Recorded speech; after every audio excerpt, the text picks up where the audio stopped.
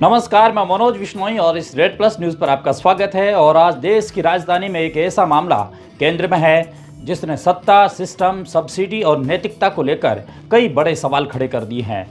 मामला राजस्थान के अजमेर से भाजपा सांसद और केंद्र सरकार में कृषि एवं किसान कल्याण राज्य मंत्री भगीरथ चौधरी से जुड़ा हुआ है। और आरोप ये नहीं है कि उन्होंने कोई योजना बनाई, आरोप ये भी नहीं है कि उन्होंने कोई नियम बदला, आरोप ये भी नहीं है कि उन्होंने किसी दूसरे व्यक्ति को लाभ पहुंचाया, बल्कि पूरा विवाद इस बात को लेकर के है कि क्या एक केंद्रीय राज्य मंत्री अपने ही मंत्रालय से जुड़ी योजनाओं का लाभ वह स्वयं ले सकता है, और अगर ले सकता है तो क्या इसे हितों के टकराव यानी कि कॉन्फ्लिक्ट ऑफ इंटरेस्ट की स्थिति पैदा होती है। इस पूरे विवाद की शुरुआत द इंडियन एक्सप्रेस की एक खोजी रिपोर्ट से हुई, जिसमें दावा किया गया कि केंद्रीय कृषि राज्य मंत्री भगीरथ चौधरी को राजस्थान के डीडवाना कुचामन जिले के पीही गांव में स्थित अपने एक बड़े कमर्शियल खीरा फार्म के लिए नेशनल हॉर्टिकल्चर बोर्ड यानी कि NHB की योजनाओं के तहत लगभग 99 लाख रुपए की सब्सिडी मिली है। बिल्कुल ये सही खबर है कि उन्हें 99 लाख रुपए की एक सब्सिडी मिली है। रिपोर्ट के अनुसार इस परियोजना की लागत कुल 1,99,20,000 रुपये बताई जा रही है। इसमें लगभग 49,80,000 रुपये मंत्री की ओर से लगाए गए हैं, जबकि करीब 1,49,00,000 रुपये का ऋण HDFC बैंक की किशनगढ़ शाखा से लिया गया है।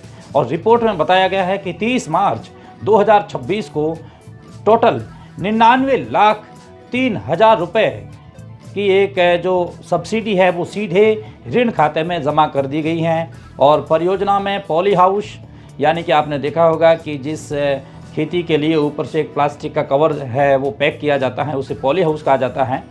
वो पॉली हाउस आधुनिक खीरा उत्पादन और कृत्रिम जलाशय, बागवानी और कुछ हॉर्टिकल्चर से संबंधित बहुत ऐसी अत्याधुनिक कृषि ढांचे के लिए उपकरण और बहुत कुछ इसमें शामिल है जो इनको विकसित किया गया है। इंडियन एक्सप्रेस की टीम मौके पर पहुंची और वहां लगे साइन बोर्ड की तस्वीरें भी प्रकाशित की। साइन बोर्ड पर स्पष्ट रूप से परियोजनाओं की लागत, बैंक ऋण और NHB सहायता का उल्लेख है। विवाद यहीं से शुरू होता है, क्योंकि जिस नेशनल हॉर्टिकल्चर बोर्ड की योजनाओं के तहत ये सब्सिडी दी गई, उसी बोर्ड में केंद्रीय कृषि राज्य मंत्री होने के नाते Bhagirath Choudhary ex officio vice president भी हैं। बोर्ड के अध्यक्ष केंद्रीय कृषि मंत्री होते हैं। हालांकि अंतिम मंजूरी एक अलग समिति द्वारा दी जाती है, लेकिन विपक्ष का तर्क है कि जिस संस्था की निगरानी में योजना चल रही हो, उसे या उसके शीर्ष पदाधिकारियों में शामिल व्यक्ति द्वारा उसी योजनाओं का लाभ लेना नैतिक प्रश्न खड़ा करता है। रिपोर्ट के अनुसार आवेदन 15 अप्रैल 2025 को एक ऑनलाइन किया गया था और मात्र 14 दिनों के भीतर इन प्रिंसिपल अप्रूव मिल गया, यानी कि मार्च 2026 में अंतिम स्वीकृति भी जारी हो गई। विपक्ष इसी बात को लेकर के सवालों के घेरे में कृषि राज्य मंत्री को रख रहे हैं। कांग्रेस का आरोप है कि सामान्य किसानों को जिन प्रक्रियाओं में महीनों लग जाते हैं, वह मंत्री के आवेदन को रिकॉर्ड समय में मंजूरी मिली। और एक और मुद्दा संपत्ति घोषणा से जुड़ा हुआ भी है। रिपोर्ट के अनुसार 31 मार्च 2025 तक प्रधानमंत्री कार्यालय में जमा कराई गई मंत्री की संपत्ति घोषणा में पीही गांव की कृषि भूमि का जिक्र तो है, लेकिन इस परियोजना का उल्लेख बिल्कुल भी नहीं है और विपक्ष इसे भी सवालों के घेरे में रख रहे हैं। हालांकि ये भी तथ्य है कि आवेदन अप्रैल 2025 में किया गया था और परियोजना की विभिन्न प्रक्रिया उसके बाद पूरी हुई। रिपोर्ट में यह भी सामने आया है कि भगीरथ चौधरी ने पहली बार इस योजनाओं का लाभ लेने की कोशिश नहीं की। वर्ष 2018 में उन्होंने इस योजनाओं के तहत आवेदन किया था, लेकिन तकनीकी कारणों से आवेदन निरस्त हो गया था। उनके पुत्र का आवेदन पहले भी अस्वीकृत हो चुका था, यानी ये योजना लेने का प्रयास पहले भी किया गया था और उस समय उन्हें लाभ नहीं मिला। और अब राजनीतिक विवाद की बात करें तो कांग्रेस ने इसे बड़ा भ्रष्टाचार बताते हुए सीधे पद के दुरुपयोग का मामला बताया है। कांग्रेस के भीतर आधिकारिक बयान में कहा कि मंत्री बनने के कुछ महीने बाद ही भगीरथ चौधरी ने अपने मंत्रालय से जुड़ी योजनाओं में आवेदन किया, 14 दिनों में मंजूरी प्राप्त की और लगभग 1 करोड़ रुपए की सब्सिडी हासिल कर ली। कांग्रेस ने इसे जनता के पैसे की लूट बताते हुए इस्तीफे और स्वतंत्र जांच की मांग की है। कांग्रेस नेता पवन खेड़ा ने सोशल मीडिया प्लेटफॉर्म एक्स पर टिप्पणी करते हुए कहा कि भाजपा के लिए सब्सिडी बिगनिस एट होम यानी सब्सिडी की शुरुआत घर से होती हैं। उन्होंने इसे खुली लूट करार दिया और सोशल मीडिया पर भी इस मामले को लेकर तीखी प्रक्रियाएं भी सामने आई हैं। कुछ लोगों ने इसे खीरा कांड नाम दिया तो कुछ ने इसे डायरेक्ट फैमिली ट्रांसफर जैसी संज्ञाएं दी। पत्रकार रवीश कुमार ने भी व्यंग्यात्मक टिप्पणी करते हुए कहा कि अगर किसी मंत्री को 99 लाख रुपए की सब्सिडी दी जा रही है तो निश्चित रूप से बहुत सोच समझ करके दी होगी। लेकिन इस पूरे मामले में दूसरा पक्ष उतना ही महत्वपूर्ण है। भागीरथ चौधरी ने सभी आरोपों को सिरे से खारिज कर दिया और उनका कहना है कि वे बचपन से किसान हैं। देखिए उन्होंने क्या कहा और क्या नहीं कहा। देखिए, मैं किसान हूँ और बचपन से हम खेती करते आए हैं। वास्तव में जो गाइडलाइन है, गाइडलाइन के आधार पर मैंने वहाँ पॉली हाउस लगाया था। सबसे बड़ा कारण रीजन ये था कि वहाँ भूमिगत पानी नहीं बिल्कुल। मैं कुछ छिपा के थोड़ी उल्टा हजारों किसान पॉली हाउस लगा रहे हैं और सब्सिडी ले रहे हैं, उसी के तहत मैंने ली थी। मैंने कोई छिपा के काम थोड़ी किया मैंने। और कलेक्टर भी आए, जीलगाना कुचामल के डीएम साहब भी आए, सारे आए, तो देख के उन्होंने प्रशंसा करी है। और किसानों को ले जाके हम तो वहाँ पर परीक्षण दे रहे हैं कि आप भी इस तरह की खेती करिए। इसमें छिपाकर क्या काम किया। तो आपने सुना कि भागीरथ चौधरी ने सभी आरोपों को सिरे से खारिज किया और उनका कहना है कि वे बचपन से किसान हैं, खेती करते आए हैं और उन्होंने कोई जानकारी नहीं छुपाई है।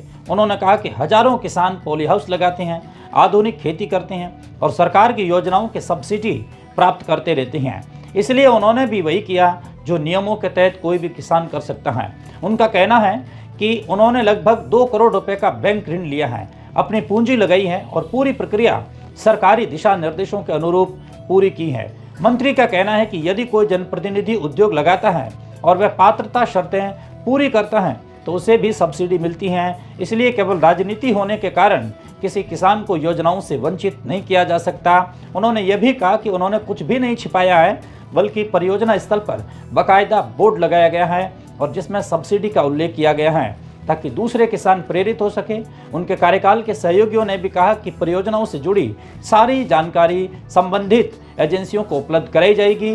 मंत्री का दावा है कि यह फॉर्म केवल व्यावसायिक उत्पादन का केंद्र नहीं होगा, बल्कि आधुनिक और प्राकृतिक खेती की तकनीकों को किसानों तक पहुंचाने का माध्यम भी बनेगा। अब यहाँ सबसे बड़ा सवाल यही है कि क्या ये मामला भ्रष्टाचार का है, क्या ये नियमों का उल्लंघन है या फिर ये केवल नैतिक और हितों के टकराव का प्रश्न है। अभी तक सार्वजनिक रूप से ऐसा कोई दस्तावेज सामने नहीं आया है जो ये साबित कर सके कि नियमों को बदलकर या प्रक्रिया को प्रभावित करके सब्सिडी दी गई है। दूसरी तरफ विपक्ष का तर्क है कि जब कोई व्यक्ति उस व्यवस्था के शीर्ष पदों में शामिल हो तो उसके द्वारा उसी व्यवस्था से आर्थिक लाभ लेना अपने आप में सबसे बड़ा सवाल खड़ा करता है। और यही कारण है कि ये विवाद केवल 99 लाख रुपए सब्सिडी तक सीमित नहीं है, बल्कि शासन व्यवस्थाओं की पारदर्शिता, जवाबदेही और राजनीतिक नैतिकता की बहस में बदल चुका है। इस मामले में ये प्रश्न भी खड़ा किया गया है कि क्या मंत्रियों और उच्च पदस्थ अधिकारियों के लिए ऐसी कोई योजनाओं का लाभ लेने पर अतिरिक्त प्रकटीकरण या विशेष निगरानी व्यवस्था होनी चाहिए। दिलचस्प बात यह है कि ये भी है कि इंडियन एक्सप्रेस की इसी जांच में एक वरिष्ठ IAS अधिकारी के परिवार को मिली सब्सिडी का मामला भी सामने आया है, जिसमें बहस और व्यापक हो गई है। बहस इसलिए व्यापक हो गई क्योंकि यह मामला वरिष्ठ IAS अधिकारी का है। लेकिन फिलहाल तस्वीर एकदम साफ है कि एक तरफ विपक्ष इसे भ्रष्टाचार के पद का दुरुपयोग मामला बता रहा है, वही दूसरी तरफ मंत्री कह रहे हैं कि उन्होंने केवल एक किसान के रूप में वैध अधिकार का उपयोग किया है और अब यह मामला राजनीतिक आरोप प्रत्यारोप से आगे बढ़कर सार्वजनिक जांच, दस्तावेजों और तथ्यों और संभावित संस्थागत समीक्षा की दिशा में चला जाता है।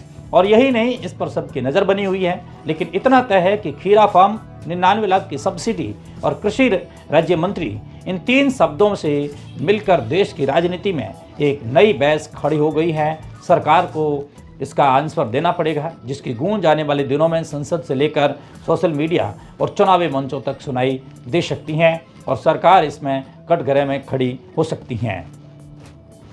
अब आपको आज की दूसरी खबर बताते हैं। भारतीय जनता पार्टी अपने केंद्रीय संगठन के पुनर्गठन की ओर बढ़ रही है और इस बार सबसे बड़ी चर्चा जिस राज्य को लेकर के है वह है राजस्थान। सवाल ये भी है कि क्या राजस्थान को इस बार केंद्रीय संगठन में पहले से ज़्यादा प्रतिनिधित्व मिलेगा क्या भाजपा की नई राष्ट्रीय टीम में राजस्थान के नेताओं का कद और ज़्यादा बढ़ने वाला है? और सबसे बड़ा सवाल कि क्या भाजपा अब संगठन में युवाओं की बड़ी जिम्मेदारी देकर अपने आने वाले चुनावी दशक की नींव बेहतरीन तरीके से रख रही है?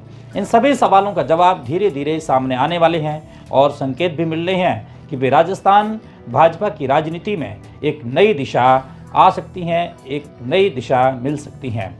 सूत्रों के अनुसार भाजपा के केंद्रीय संगठन में इस बार राजस्थान कोटे से पहले की तुलना में ज़्यादा नाम देखने को मिल सकते हैं।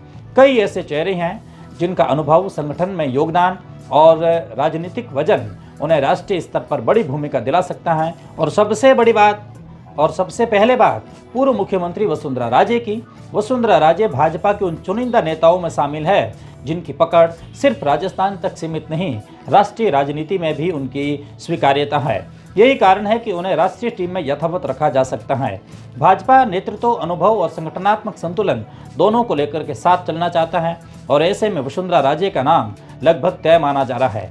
दूसरी ओर सुनील बंसल का कद लगातार बढ़ रहा है। राष्ट्रीय महामंत्री के तौर पर कई राज्यों में चुनावी जिम्मेदारी संभाल चुके सुनील बंसल संगठन की रणनीतिक टीम के अहम सदस्य हैं और चुनावी प्रबंधन, बूथ नेटवर्क और संगठन विस्तार के क्षेत्र में उनकी भूमिका को देखते हुए उनके बने रहना लगभग सुनिश्चित माना जा रहा है। और अब बात करते हैं उन नामों की जो नए सिरे से केंद्रीय संगठन में प्रवेश कर सकते हैं। इनमें सबसे प्रमुख चर्चा सतीश पूनिया, राजेंद्र राठौड़ को लेकर के हैं और माना जा रहा है कि इन दोनों नेताओं में से किसी एक को केंद्रीय संगठन में बड़ी जिम्मेदारी मिल सकती है। सतीश पूनिया संगठन के पुराने कार्यकर्ता हैं और प्रदेश अध्यक्ष रह चुके हैं भाजपा के लिए राजस्थान से, और राष्ट्रीय स्वयंसेवक संघ से उनके रिश्ते भी बहुत गहरे माने जाते हैं। वही राजेंद्र राठौड़ भाजपा के सबसे अनुभवी रणनीति बनाने वाले नेताओं में गिने जाते हैं। विधानसभा से लेकर के संगठन तक उनका लंबा अनुभव है और ऐसे में पार्टी इन दोनों में से किसी एक चेहरे को राष्ट्रीय स्तर पर उपयोग में ला सकती है। पूर्व प्रदेश अध्यक्ष सीपी जोशी का नाम भी चर्चा में है। प्रदेश अध्यक्ष के रूप में उनका कार्यकाल भले ही चुनौतीपूर्ण परिस्थितियों में रहा हो, लेकिन संगठन में उनकी सक्रियता और कार्यकर्ताओं के साथ जुड़ाव को भाजपा नेतृत्व नज़रअंदाज नहीं कर सकता और यही वजह है कि उन्हें भी केंद्रीय टीम में स्थान मिलने की भावनाएं जताई जा रही है। महिला नेतृत्व को लेकर के भी भाजपा इस बार बड़ा संदेश दे सकती हैं। रंजीता कोली और अनीता भदेल जैसे राष्ट्रीय टीम में कुछ नाम है वो दिखाई दे सकते हैं। भाजपा लंबे समय से महिला प्रतिनिधित्व बढ़ाने की दिशा में काम कर रही है और यदि ये नाम शामिल होते हैं तो ये संदेश जाएगा कि पार्टी महिला नेतृत्व को सिर्फ चुनावी चेहरा नहीं बल्कि संगठनात्मक ताकत के रूप में भी देखती है। लेकिन सबसे दिलचस्प चर्चा एक युवा चेहरे को लेकर के है और सूत्रों का कहना है कि सामान्य वर्ग से किसी युवा कार्यकर्ताओं को केंद्रीय कार्यकारिणी में मौका देकर भाजपा सभी को चौंका सकती है और यदि ऐसा होता है तो ये सिर्फ एक नियुक्ति नहीं होगी बल्कि भाजपा की भावी राजनीतिक रणनीति का संकेत होगा। दरअसल भाजपा का फोकस अब ऐसी टीम बनाने पर है जिसमें अनुभव युवा और ऊर्जावान युवा दोनों का संतुलन दिखाई दे। बताया जा रहा है कि नई टीम में करीब 90% चेहरे 60 वर्ष से कम आयु के होंगे, लेकिन ये आंकड़ा अपने आप में बहुत बड़ा संदेश देता है कि भाजपा आने वाले 10 में से 15 वर्षों की राजनीति को ध्यान में रख करके संगठनात्मक ढांचा तैयार कर रही है और यही कारण है कि युवाओं को तरजीह देने की चर्चा सबसे ज़्यादा हो रही है। राजस्थान में 4 से 5 ऐसे चेहरे राष्ट्रीय संगठन का हिस्सा बन सकते हैं जो आने वाले समय में पार्टी की बड़ी पहचान बनेगी और यदि हम केंद्र सरकार और केंद्रीय संगठन दोनों को मिलाकर देखें तो राजस्थान के करीब 10 से ज़्यादा चेहरे पहले से ही मजबूत स्थिति में है। केंद्रीय मंत्रियों में कानून मंत्री अर्जुन राम मेघवाल का नाम प्रमुखता से लिया जाता है और मेघवाल लगातार केंद्र में महत्वपूर्ण जिम्मेदारियां निभा रही हैं और भाजपा नेतृत्व का उन पर विश्वास भी कायम है। और वहीं भूपेंद्र यादव संगठन और सरकार दोनों में प्रभावशाली भूमिका रखते हैं। राजनीति, रणनीति, चुनाव प्रबंधन और नीति निर्माण में उनका योगदान भाजपा के लिए महत्वपूर्ण माना जाता है और गजेंद्र सिंह शेखावत भी केंद्र के प्रमुख चेहरों में शामिल है। राजस्थान में उनकी राजनीतिक सक्रियता लगातार बढ़ रही है और इसके अलावा भागीरथ चौधरी जो हाल ही में विवादों में है, वो बतौर राज्य मंत्री अपनी भूमिका को प्रभावी तरीके से निभा रही हैं, लेकिन ये विवाद उनको कहां तक छोड़ेगा ये तो अब वो टिक टिक करने वाली घड़ी के पास में है जो समय से पहले भाग्य से ज़्यादा कभी कुछ बताती नहीं है। लेकिन फिलहाल राजस्थान में पहले से ही ये स्थितियाँ हैं कि कौन अपना कद कहाँ रखेगा, इसको लेकर के संगठन के भीतर एक थोड़ी सी घमासान भी है। एक नेता दूसरे नेताओं के संपर्क में है और लगातार कोशिश कर रही हैं कि किस तरीके से अपनी अपनी जगह को वहां पर बनाया जाए। और भाजपा के भीतर एक और दिलचस्प पहलू ये भी है कि आयु संतुलन से जुड़ी हुई बात है। प्रदेश भाजपा की मौजूदा पदाधिकारी टीम की औसत आयु लगभग 47 वर्ष बताई जाती हैं और ये टीम भी केंद्रीय संगठन के तय मानकों और सोच के आधार पर तैयार की गई थी। ऐसे में माना यह भी जा रहा है कि वही मॉडल अब राष्ट्रीय स्तर पर भी दिखाई देगा, यानी नई टीम में अधिकतर चेहरे 50 से 60 वर्ष के बीच में होंगे, जबकि कुछ युवा नेताओं को भी जगह देकर भविष्य के नेतृत्व वाली एक श्रृंखला को तैयार किया जाएगा। लेकिन भाजपा की रणनीति या राजनीति सिर्फ आयु संतुलन तक सीमित नहीं रहती, पार्टी जातीय और क्षेत्रीय संतुलन को भी उतना ही महत्व देती है। और यही कारण है कि नई केंद्रीय टीमों के गठन में राजस्थान और पड़ोसी राज्यों को एक साथ जोड़ करके देखा जा रहा है और भाजपा ऐसा फॉर्मूला तैयार करनी चाहती है जिसे एक नेता की नियुक्ति का राजनीतिक संदेश 2 या 3 राज्यों तक पहुंचे। आज के इस एपिसोड में इतना ही। रेड प्लस न्यूज से जुड़ने के लिए बहुत शुक्रिया।